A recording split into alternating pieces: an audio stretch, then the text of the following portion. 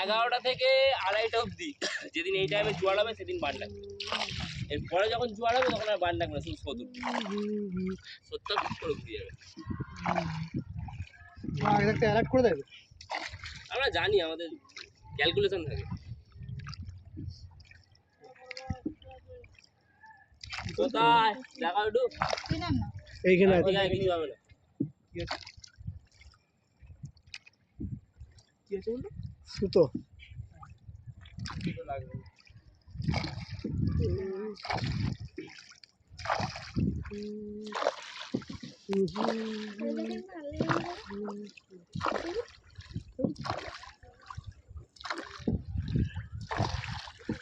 Video হচ্ছে নাকি? হুম।